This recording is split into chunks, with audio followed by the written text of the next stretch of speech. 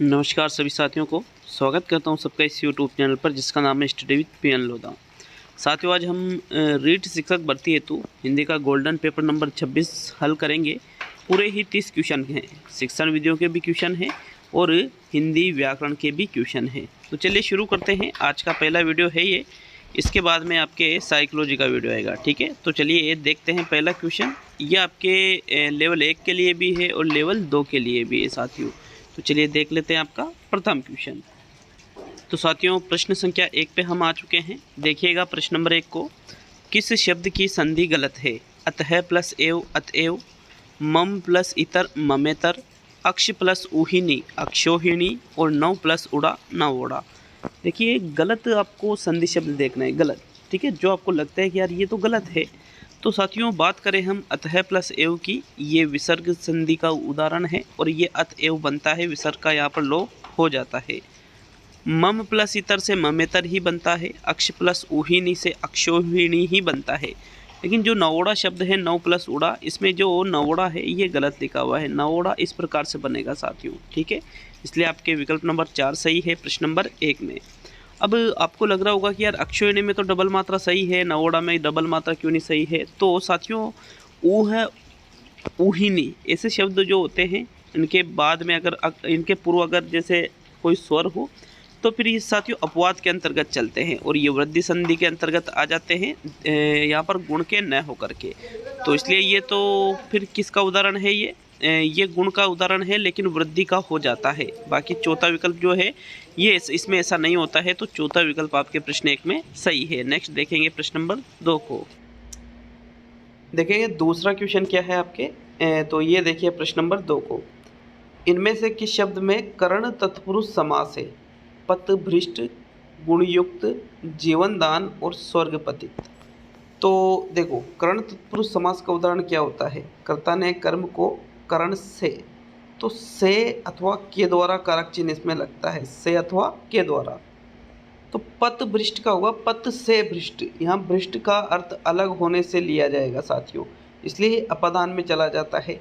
लेकिन यहाँ पर ये जो शब्द है गुण युक्त, तो गुण से युक्त, इसमें अलग होने का अर्थ नहीं निकल रहा है, इसलिए ये कर्ण तत्पुरुष समास का उदाहरण रहेगा। तो दूसरे क्वेश्चन में आपके दूसरा ही विकल्प सही है। नेक्स्ट प्रश्न नंबर 3 को देखेंगे। प्रश्न नंबर 3 है, किस विकल्प के सभी शब्दों में अनु उपसर्ग का प्रयोग नहीं हुआ है? विकल्प 1 है अनुमान और अन्वीक्षण, दूसरा है अनुभव और अन्वेक्षण, तीसरा है अनुभाव और अनुराग और चौथा है अनुपयोगी और अन्वय। तो देख लीजिए अच्छी तरह से शब्दों को कि भाई जिसमें सभी शब्द अनुपसर्ग युक्त नहीं है उसका चयन आपको करना है। तो देखो, अनुमान शब्द में अनु प्लस मान अनुपसर्ग है। अनुवीक्षण का निर्माण हुआ है अनु प्लस इक्षण से, इसमें भी अनुपसर्ग है। अनुभव का निर्माण अनु प्लस भव से हुआ है और अन्वेक्षण का निर्माण अनु प्लस इक्षण से हुआ है साथियों, तो ये भी अनुपसर्ग युक्त है। अनुभाव, अनु प्लस भाव, अनु प्लस राग, ये तीनों ही विकल्प अनुपसर्ग युक्त शब्द वाले हैं सभी। लेकिन जो अनुपयोगी शब्द है, अनुपयोगी शब्द अन प्लस उपयोगी से मिलकर बना हुआ है। ठीक है, तो इसलिए इसमें अनुपसर्ग नहीं है बल्कि अनुपसर्ग है, तो फिर यही आपका आंसर होगा। बाकी अन्वय जो है अनु प्लस आई, तो इसमें तो अनुपसर्ग है, बट यहाँ अनुपयोगी शब्द गलत है इसमें, इसलिए चौथा विकल्प आपके प्रश्न 3 में सही है। तो नेक्स्ट प्रश्न नंबर 4 को देखेंगे। इनमें से किस शब्द में गार प्रत्यय नहीं है? मददगार, गुनहगार, यादगार और उद्गार। देखिए, आपको जिस शब्द में लग रहा है कि यार इस विकल्प में गार प्रत्यय नहीं लगा हुआ है उसका चयन करना है। तो देखिएगा, मददगार, मदद प्लस गार, बिल्कुल गार प्रत्यय है। गुनहगार में गार प्रत्यय है। यादगार में याद मूल शब्द है और गार प्रत्यय है। लेकिन साथ ही उद्गार, उद्गार में उद तो उपसर्ग लगा हुआ है और गार कोई प्रत्यय नहीं है इसमें, गार तो शब्द है, यहाँ पर मूल प्रत्यय नहीं है, इसलिए चौथा विकल्प आपके प्रश्न 4 में सही है। तो चलिए नेक्स्ट प्रश्न नंबर 5 को देखेंगे। 5वां प्रश्न। प्रश्न नंबर 5 है, कहूँ रावण, फिर विराम चिन्ह है ये अल्प विराम चिन्ह, रावण जग केते, पद में रावण शब्द का प्रयोग क्रमशः हुआ है। जातिवाचक संज्ञा एवं व्यक्तिवाचक संज्ञा, व्यक्तिवाचक संज्ञा एवं व्यक्तिवाचक संज्ञा, व्यक्तिवाचक संज्ञा एवं जातिवाचक और जातिवाचक संज्ञा एवं जातिवाचक संज्ञा। तो देखो रावण शब्द का प्रयोग 2 बार हुआ है, तो यहाँ पर जो कहूँ रावण, रावण जग केते, इन दोनों में ये जो रावण रावण शब्द है, पहले वाले रावण का मतलब जो लंकापति रावण था उससे लिया जाता है, लेकिन यहाँ पर रावण जग केते तो पूरे जग की बात की जा रही है। तो साथियों इस प्रकार ये जो रावण है ये जातिवाचक में चला जाता है। तो विकल्प नंबर आपका 3 सही है प्रश्न 5 में। नेक्स्ट प्रश्न नंबर 6 को देखेंगे। आपके 6वां प्रश्न है, बिजली का पर्याय नहीं है वितुंडा, दामिनी, चंचला और तड़ित। तो बिजली के पर्यायवाची के अंतर्गत तड़ित भी बिजली का पर्याय होता है, चंचला भी बिजली का पर्याय है, दामिनी भी बिजली का पर्याय है, लेकिन वितुंडा ये बिजली का पर्याय नहीं है। तो विकल्प नंबर आपका 1 सही है प्रश्न 6 में। नेक्स्ट प्रश्न नंबर 7 को देखेंगे।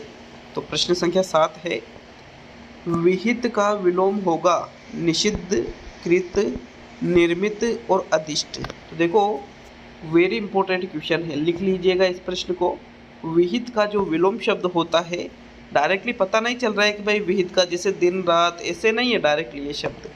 विहित का जो विलोम होगा वो होता है निषिद्ध। विकल्प नंबर आपका 1 सही है साथियों प्रश्न नंबर 7 में। तो चलिए नेक्स्ट प्रश्न नंबर 8 पे आते हैं। मदिरा पीने का प्याला के लिए एकल शब्द होगा चश्म, चषक, चष्क और चषक। तो साथियों जो मदिरा पान के लिए जो प्याला प्रयोग में किया जाता है, तो उस प्याले को क्या कहा जाता है? चषक कहा जाता है उसको। सुरापान का के लिए इसका प्रयोग करते हैं। विकल्प नंबर आपका 4 सही है प्रश्न नंबर 8 में। नेक्स्ट प्रश्न नंबर 9 को देखेंगे। तो चलिए 9वें क्वेश्चन की ओर। शुद्ध वर्तनी का चयन कीजिए, अंतर्ध्यान, अंतः ध्यान, अंतर्धान और इनमें से कोई भी नहीं।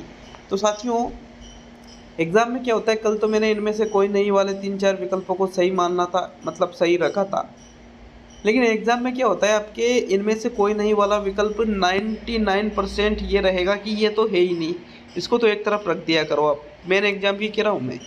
शुद्ध वर्तनी की यहाँ बात की जा रही है, तो अंतर्ध्यान अशुद्ध होता है, शुद्ध होता है अंतर्धान, अंतः ध्यान नहीं अंतर्धान होता है साथियों।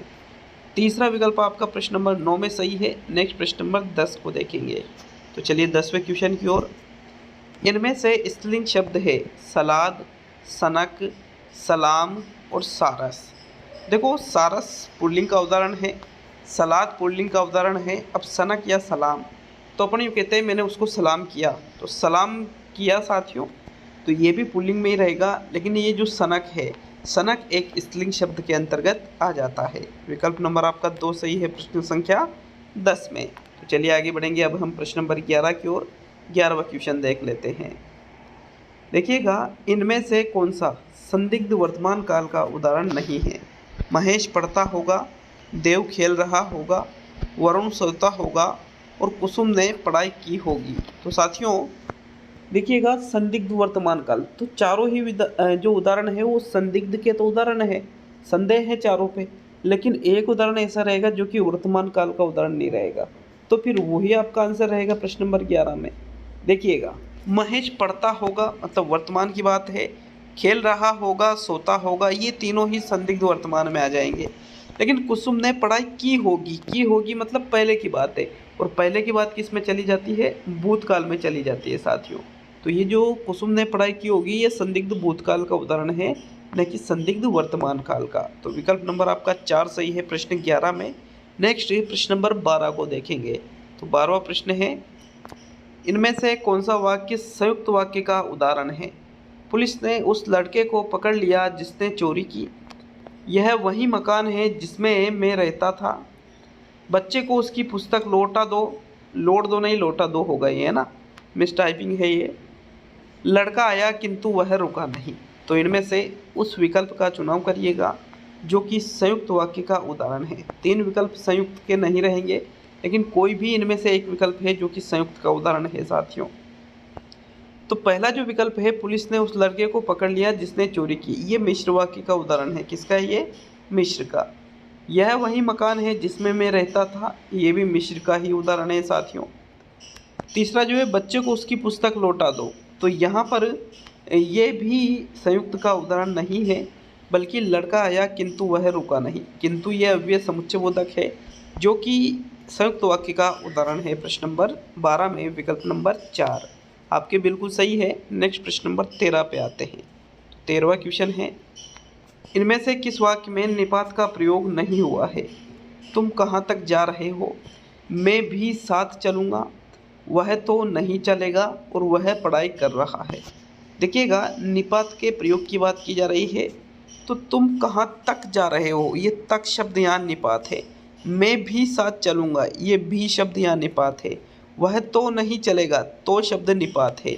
लेकिन वह पढ़ाई कर रहा है, इसमें किसी भी निपात का प्रयोग नहीं हुआ है।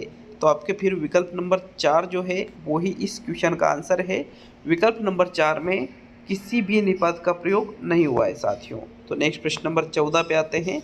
आपके प्रश्न संख्या 14, नाक पर सुपारी तोड़ना मुहावरे का अर्थ होगा इज्जत उतार देना, घृणा प्रकट करना, बहुत परेशान करना और असंभव कार्य करना। तो देखिए, नाक पर सुपारी तोड़ना एक मुहावरा होता है।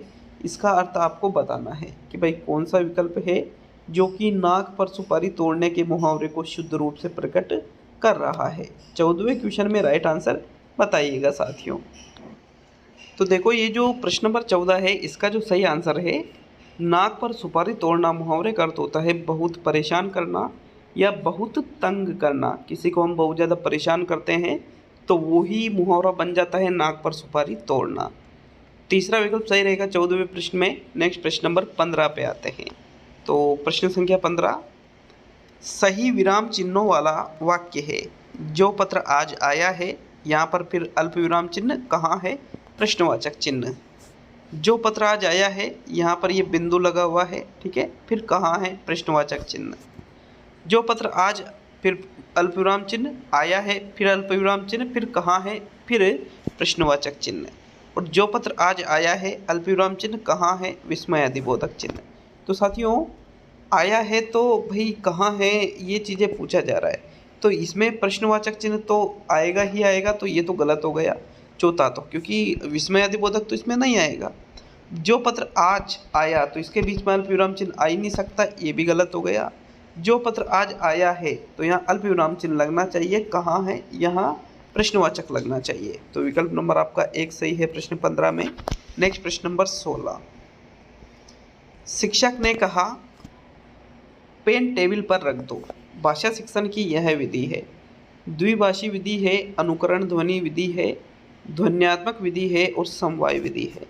तो शिक्षक क्या कह रहा है? पेन टेबल पर रख दो। साथियों, शिक्षक के द्वारा ये जो विधि प्रयोग में लाई जा रही है, इसको हम द्विभाषी विधि कहते हैं, क्योंकि यहाँ पर पेन, टेबल ये किसके शब्द है? इंग्लिश के शब्द है। ये रख दो ये हिंदी के शब्द है। तो इस प्रकार ये द्विभाषी विधि के अंतर्गत आ जाता है। विकल्प 1 सही है 16वें क्वेश्चन में।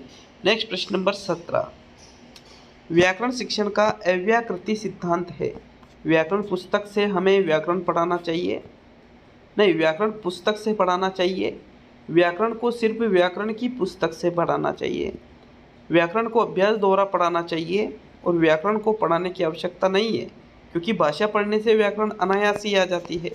तो इन चारों विकल्पों में से सही विकल्प का चुनाव करो कि भाई जो भाषा शिक्षण का सिद्धांत होता है अव्याकृति सिद्धांत, ये क्या कहता है? तो ये कहता है भाषा व्याकरण शिक्षण का अव्याकृति सिद्धांत, व्याकरण को पढ़ाने की आवश्यकता नहीं है, क्योंकि भाषा पढ़ने से व्याकरण अनायास ही आ जाती है। मतलब आप इसको कोई अलग से ज्ञान देने की बिल्कुल भी ज़रूरत नहीं है व्याकरण की। जब बच्चों को हम भाषा पढ़ाते हैं तो व्याकरण भी भाषा के साथ साथ अपने आप ही सीख जाते हैं। ऐसा व्याकरण शिक्षण का अव्याकृति सिद्धांत मानता है। विकल्प नंबर 4 सही है 17वें क्वेश्चन में। नेक्स्ट प्रश्न नंबर 18, विद्यार्थी अक्षर विन्यास तथा वर्तनी की अशुद्धियाँ न करे, इसके लिए आवश्यक है काव्य का रससंवर्धन करवाया जाए, कहानी लिखवाई जाए, श्रुत लेखन का अभ्यास करवाया जाए और उनसे सामूहिक वाचन करवाया जाए। तो छात्र जो है अक्षर विन्यास और वर्तनी की अशुद्धियाँ कर रहा है, या फिर हम यूँ चाहते हैं कि भाई अशुद्धियाँ नहीं करें, तो इसके लिए हम क्या करेंगे? श्रुत लेखन का अभ्यास करवाएंगे, क्योंकि श्रुत लेखन में अध्यापक बोलता है, छात्र उसको सुनते हुए लिखते हैं। अब छात्र लिखने के बाद में अध्यापक से चेक भी करवाते हैं, मतलब अध्यापक उस चीज़ को चेक करता है और जिस भी प्रश्न में अशुद्धि होती है उस पर गोला बनाकर उसको शुद्ध लिखने का आदेश देता है। तो इससे साथियों हमारे जो वर्तनीगत जो अशुद्धियाँ होती है वो दूर हो जाती है।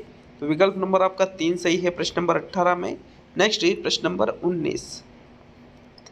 कार्लटन वाशबर्न ने किस पद्धति का सूत्रपात किया? बिनेट का पद्धति, ड्रेकाली विधि, प्रोजेक्ट विधि और खेल विधि। तो देखो, खेल विधि का निर्माण किसके द्वारा किया गया था साथियों? हेनरी कोल्डवेल कुक के द्वारा खेल विधि का निर्माण किया गया था। प्रोजेक्ट विधि का निर्माण किलपेट्रिक के द्वारा किया गया था। ड्रेकाली विधि का जो निर्माण है साथियों, ये ड्रेकाली विधि ड्रेकाली ने ही दी थी, ठीक है। लेकिन जो बिनेट का विधि है ये कार्लटन वाशबर्न के द्वारा दी गई थी। तो विकल्प नंबर आपका 1 सही है 19वें क्वेश्चन में।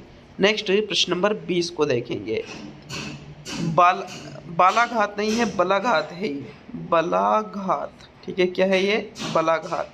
बलाघात का प्रयोग होता है श्रवण कौशल में, बोलने के कौशल में, पठन के कौशल में और लेखन के कौशल में। तो देखो, जो बलाघात है, बलाघात का प्रयोग, तो देखो बलाघात का प्रयोग किस में किया जाता है? बोलने के कौशल में किया जाता है साथियों। मतलब कहाँ पर उतार चढ़ाव करना है, कहाँ पर धीमी आवाज़ में, कहाँ पर तीव्र आवाज़ में बोलना है, इस प्रकार ये चीज़ें बलाघात के अंतर्गत आती है जो कि बोलने के कौशल में प्रयुक्त होती है। तो विकल्प नंबर आपका 2 सही है 20वें क्वेश्चन में। नेक्स्ट प्रश्न नंबर 21 पे आते हैं। आपके 21वां क्वेश्चन है, शिक्षकों को अपने छात्रों की त्रुटियों का अध्ययन करना चाहिए। वह प्राय संकेत करती है, अलग अलग पाठ्यचर्या की आवश्यकता की ओर संकेत करती है, उनके ज्ञान की सीमा की ओर संकेत करती है, अनावश्यक उपचारात्मक रणनीतियों की ओर संकेत करती है और योग्यता, अनावश्यक नहीं सॉरी आवश्यक है ना, योग्यता समूहकरण हेतु पथ प्रदर्शन की ओर संकेत करती है। तो जो शिक्षकों को अपने छात्रों की त्रुटियों का अध्ययन करना चाहिए, क्योंकि छात्र त्रुटियां तो करेंगे ही, क्योंकि त्रुटियां भी क्या है? सीखने का ही एक भाग है। तो इस प्रकार वो क्या संकेत करती है? आवश्यक उपचारात्मक रणनीतियों की ओर, कि भाई जो भी आवश्यकता बच्चों को उपचारात्मक शिक्षण की है, क्योंकि त्रुटियां जानेंगे तभी तो उपचारात्मक शिक्षण करेंगे। इसलिए थर्ड विकल्प आपके प्रश्न 21 में सही है साथियों। तो नेक्स्ट प्रश्न नंबर 22 को देखेंगे। 22वां प्रश्न, आगमन विधि की विशेषता नहीं है, यह मनोवैज्ञानिक विधि है। इसमें छात्र अधिक सक्रिय रहते हैं, उदाहरण की सहायता से नियम बनाए जाते हैं और सामान्य से विशिष्ट की ओर वृत्ति दिखाई पड़ती है। देखिए, आगमन विधि में क्या होता है? मनोवैज्ञानिक विधि इसको माना जाता है।